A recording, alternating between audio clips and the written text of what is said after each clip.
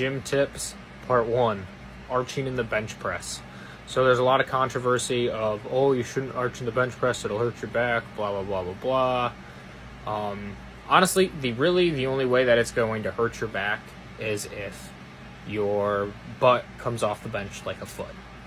That's the only time that people usually tend to feel pain in the lower back, or if they're trying to exceed the amount of flexibility they have in their thoracic and lumbar spine.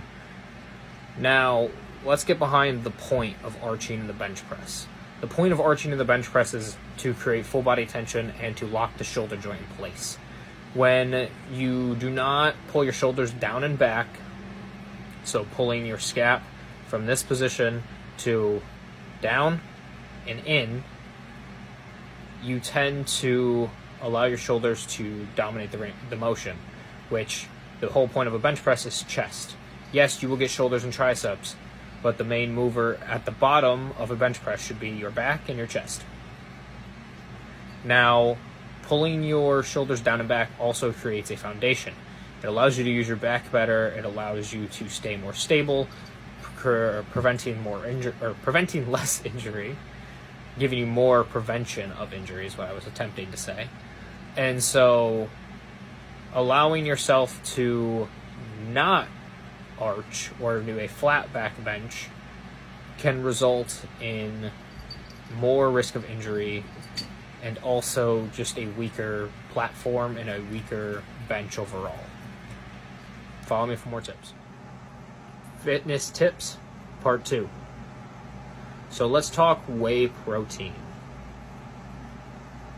Now, there is 3 major types of whey protein that you'll see, and they will be a whey protein isolate, a whey protein concentrate, and hydrolyzed whey isolate. Now, the isolates are going to be your best option. They are going to be the cleanest and the most purified versions of the whey protein, and they will be lower calories. There won't be as much junk in them. You may get a little sugar from the flavoring or something like that, but 95% of the time it is going to be very clean and very purified. The way they get whey protein is they send milk through basically a giant strainer multiple times, and then you get your hydrolyzed whey or you get your isolate whey. Now, the concentrate, it usually tends to be not as clean, not as purified, and has a lot more junk inside of it. But I would aim for types of whey isolate. Now, if you're going to look for a company, Rise, ISO 100, Dymatize, NutriCost. There's a lot of really good brands out there. P Science is another really good one. But I have a code for Rise if you want to check that out in the description. Go ahead. Or it's in my Instagram bio, actually. So you gotta follow me on Instagram also. But hey, catch you guys later and follow for more tips. Fitness tips part 3. Eating healthy is expensive. It's really not. So cans of tuna are fairly cheap, very high in protein. I wouldn't rely on tuna all the time though, because there are mercury issues, but tuna is a very great source. Egg whites are fairly cheap. Eggs, certain cuts of meat like ribeye are fairly cheap. Chicken breasts and thighs are fairly cheap. Mushrooms are very cheap. Burger can also tend to be very cheap. Just look for the deals, honestly. Canned chicken, like I said before, canned tuna. Canned options are fairly cheap. So if you go and look at your canned veggies, 50 cents a can maybe, usually under $1 a can, and you can get 3-4 servings out of that. You can eat a whole can. It's only can range anywhere from like 90 to 210 calories depending on what you get. If you're going to say, oh, the sodium, get over yourself. People use sodium all the time. Your daily activity takes sodium. Your muscles activate through sodium and potassium. You need sodium in your body. So all these people saying, oh, sodium, get over yourself, please. Like, your body literally needs sodium to run. You will use the sodium. Yes, excess amounts can be, if you already have a heart condition, can be detrimental. But at the same time, as long as you're using it, drinking enough water, and if you really are that concerned about it, look for the sodium-free options. There's so many sodium-free options when it comes to that kind of stuff. If you're looking for fruit, applesauce is a great thing. A couple dollars for a big jug of it. You can get unsweetened, cinnamon, whatever you want. Jello is a great option. Sugar-free Jellos. Cooking sprays are a couple dollars. It's much better for you than oil. There's so many options. So stop thinking eating healthy is expensive and go out and check your store. Fitness/gym tips, part 4. So this one's going to be kind of quick. It's a pretty easy topic to go through. I want to talk about pre-existing kidney disorders or kidney disease or kidney problems when it comes to protein intake. So there's a lot of people out there that say, oh, if you eat too much protein, your kidneys won't be able to handle it, and you could lead yourself into some sort of kidney disease or kidney problems, something along those sort of lines. Now, the only studies have shown that the only real way that you will be, let's say, leading yourself down a path of kidney problems with a high protein diet is if you already are predisposed genetically or have a existing or pre-existing condition that already affects your kidneys. So there are plenty of people out there that already have kidney problems. They have a specific diet that they're supposed to be following with a certain amount of protein that they should be following per day. Those people fall under a certain percentage of people. Not everyone has those, and not everyone is genetically has a medical predisposition to that. So that basically means that not everyone has a genetic condition that is going to cause them to have problems with their kidneys in the future.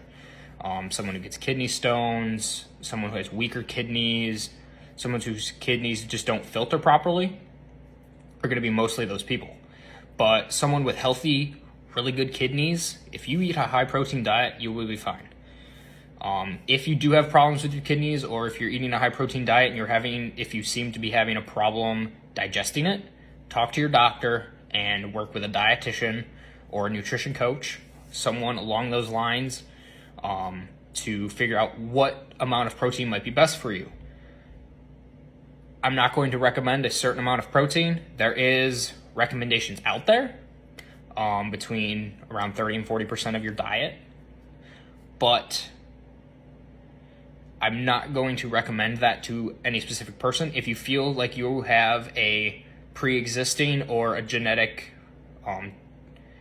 predisposition to a medical condition with your kidneys, go talk to your doctor. He could recommend you to a registered dietitian who can help you figure out how much protein you should be taking in per day. But other than that, guys, follow me for more tips. Fitness and gym tips, part 5. Let's talk undereating. So with undereating, you have a calorie goal. So there's 2 main ways that I like to use to find calorie goals. There is a calorie calculator, which takes age, height, weight, activity level, and gender to does a big long calculation and finds your estimated calorie goal, whether that be weight loss or calorie deficit, maintenance, or surplus to gain weight, lose weight, or maintain your weight. Now, the other method is a tracking period, is what I like to call it. You weigh yourself at the beginning of a 7-day period, you weigh yourself at the end of a 7-day period, and throughout that 7 days, you track everything you've eaten. If you go into the kitchen to get a couple peanuts, I want to know. If you drink how much water you drink throughout the day, everything, I want to know. I want your sleep, I want your food, and I want your liquid intake. Now, that'll give us an idea if you gained weight, lost weight, or maintained your weight. We can adjust your calories from there. Now, the whole thing with undereating, let's get to that. For females, there's a big risk of the female athlete triad, especially if you're training and under eating by a severe amount. You can run into a lot of health problems such as amenorrhea, which is an irregular period, a predisposition to osteoporosis, and a few other problems. For men, low libido, muscle mass loss, lower testosterone, which leads to the lower libido. Along with that, there are ones that can affect both genders, such as eating disorders. Starvation diets can lead to a large amount of ghrelin, which is the hunger hormone, which can lead to a binge eating disorder, anorexia, and other sorts of starvation type eating disorders. Now, another problem with this is what we call the yo-yo effect. You will eat such a low amount of calories that you'll hit a plateau. You'll drop, hit a plateau. But as soon as you add that food back in that you so have lost, or that your body has been like starved of, basically, you jump right back up and your body's going to hold everything. And that's what we call the yo-yo effect, because you're going to go from this plateau that you've been hitting to jumping right back up, and your body's just going to hold everything because it's been so deprived of every nutrient that it needs throughout the day. I cannot stress this enough, guys. If you are going to try to lose weight, please try to find your calorie goal. It is the healthiest, most sustainable, and most maintainable long-term way to live your life and also keep weight off and be the healthiest you possibly can be. And go ahead and follow for more tips, and I'm out. Fitness/gym tips, part 6. So today we're going to talk about rest periods. I get a lot of questions of, oh, how much rest should I take in the gym? Now, there's a lot of controversy about how much you should take per this, per that, per this. Now, in my opinion, this is solely my opinion based off of things that I've read, things that I've learned, and things that I've studied over time throughout my years of coaching and training. Now, some people, such as some strongmen that I've seen, take anywhere from 8 to 10 minutes between really, really heavy sets. Now, this is going to vary person to person.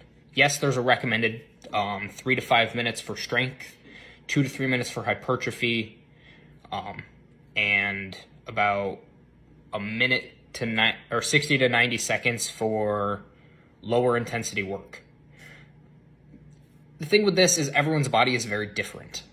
So depending on your intensity/load, your type of training, and the time you're training. So if you have a shorter amount of time to train, your rest period is going to be shorter. If the load/intensity is higher, you're going to need more time to recover.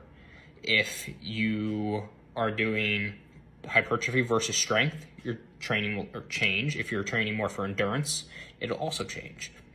It's going to vary person to person, type to type, and there's no real concrete answer. It's kind of, if your body feels ready to go, it's ready to go. If that's 3 minutes, 5 minutes, 7, I wouldn't really go over 10 because then you run into maybe cooling down. But if you're training for strength, I recommend anywhere from 3 to 7. If you're training for hypertrophy, anywhere from 2 to 5. And if you're training for endurance, I would say no more really than 90 seconds. It's all going to depend on person to person, how your body reacts to the stressor, how your body recovers from that stressor, and how quickly you feel better. Also, your recovery is going to really affect this, how much you've slept, how much you've eaten, and how much water you've had in your intake. Those 3 things, plus the training style, intensity type, and mode, are really going to affect how quickly you can recover in your workout. But that's it, guys. Follow for more tips. Fitness/gym tips, part 7. So today we're going to talk back day. A lot of guys' favorite day to train. I know it's one of mine personally, between legs and back. I honestly love it. So deadlift day is like my best day ever because I don't really like deadlifts, but I train back and I love back. So 2 of the main tips that I can give when it comes to back day, well, actually 3, are 1, keeping your forearms out of it. So any back movement, if you can get straps on, unless you're trying to train your grip, I would use a pistol grip is what they call it. And you really just try to keep your thumb out of the movement. So you grab the bar like this, and you really just try to use your 4 fingers. You don't really put your thumb into it, and it really keeping your forearm out of the movement. And the other big tip I can say is this reverse shrug type of motion. So with that, you're gonna be like this, and you really just wanna force your shoulders down and back. And it's really, if you just kind of sit here and do it, like I can feel this in my lat already. That motion of rowing with that reverse shrug really tenses on that lat. Now, the other thing that I would recommend is on back day, really try to get a thickness movement. So a row variation, whether that be a chest supported row, a dumbbell row, a cable row, a machine row, something along those lines to build the thickness, both in do one for your lats mostly and your mid back focused. The other one is lat width, so some sort of pull down variation, whether that be single arm, a bilateral or unilateral basically, and a trap movement. But other than that, those are my big tips for back day. Go out and get an airplane back. Fitness tips, part 8. So let's talk today about staying motivated. So the biggest thing with being motivated to go to the gym or to go for runs or to lose weight and stay on your diet is finding the deeper meaning. So for me, for many of you guys who have watched my series, about a couple months ago, I put up a story about why I started lifting. I was overweight, nearly obese. I weighed 230 pounds at only like 5'7", 5'8", and my dad had passed away from a genetic heart condition. So I always use that to drive me to lose weight. Now I'm down 81 pounds. There's been plenty of times that I've wanted to quit here or there, or I just didn't want to keep dieting, and I just immediately go back to that and think that I want to be there for the long haul. I want to be there for my kids, my grandkids. Like, I want to be involved. I don't want to leave my kids at 12 and 15 because I didn't care about my health. Now, the whole point of staying motivated is to build a routine. Whether that's you just starting out and going to the gym, or driving to the gym at a specific time every day for an entire month during the summer, saying, all right, I'm going to go to the gym this many days a week at this exact time. Nothing's getting in the way. I'm going to go these days, this time, all month. And eventually it'll start to be building a habit and you'll want to go every time. Now, then I get people who say, well, what if I don't see results? It's going to take yes, you will see results, but you're not going to see your dream physique in your head overnight. It takes time. It is a marathon and not a sprint. And with fitness, that is what I live by. Yes, you will see results. You may see a weight move faster than it has before, or you might put a couple more pounds on the bar with progressive overload, but you're not going to see overnight dream results. It's a marathon, not a sprint, guys. Stay motivated and follow for more tips. Fitness tips, part 9. So today we're going to talk about exercise selection. Now, there's a lot of people that ask, what's the best exercise? I'm going to tell you flat out, there's no best exercise for anything. There's going to be an exercise that works the best for you in conjunction with multiple exercises. Finding 2 or 3 exercises per a muscle group or a muscle type that you're trying to target. So let's say if we're trying to work our back, lat width versus lat thickness or back thickness. You're not going to use a lat pull down to really build your lat thickness. That's going to be more targeted towards your lat width. And who knows, a cable lat pull down might work the best for you, or a machine lat pull down. I know for me personally, the machine lat pull down just has a better motor pattern, and it works the best for me to get a better mind muscle connection than with a cable lat pull down. Or a barbell row versus a Smith machine barbell row, or a barbell row versus a chest supported row. There's going to be a lot of different variations to what people feel the best with. It's not going to be, oh, this is the best exercise hands out for this. It's going to be, what does your body respond the best to? What does your body feel the best doing? What do you feel the most? So the best mind-muscle connection. And what can you do, even if you don't, like if you like it? It might be an exercise, let's say you just hate barbell rows and you love chest-supported rows. I mean, yes, if you feel barbell row more, you might have to get used to it. But if you feel a chest-supported row more and you like those more, do those. I use the example of back a lot because it's one of the easiest things to really compare because there's so many different exercises. There's dumbbell rows, barbell rows, chest-supported rows, cable rows. There's so many different variations. Who knows, you might like a fixed pattern more. You might like a kind of a free weight cable pattern. That's up to you. It's all personal. And as a coach, trying to find what exercises work the best and what my athletes respond the best to, whether that be to grow for more endurance or to lose weight. Whatever they feel that they feel the best in, whether they respond to the best, what they recover to the best, is what I'm going to choose. It's not what's the best. It's what works best for you. There's never going to be a universal exercise. But for now, guys, that's been number 9, and I'm out. Follow for more tips. Fitness tips part 10. So today we're going to talk about finding a coach. How do I pick the right coach? How do I know this guy's the right coach? So let's focus on maybe powerlifting. You're going to look for someone who either has successfully coached people in the past or someone who's successful themselves. They work hand in hand. A successful coach may have very successful clients but not be so successful themselves. They may not be built to powerlift. They may be more built to coach. Now, if you're looking for weight loss, someone who has lived the weight loss journey and has been able to sustain it is going to be a great option. Say someone who started out at 300-400 pounds and is now currently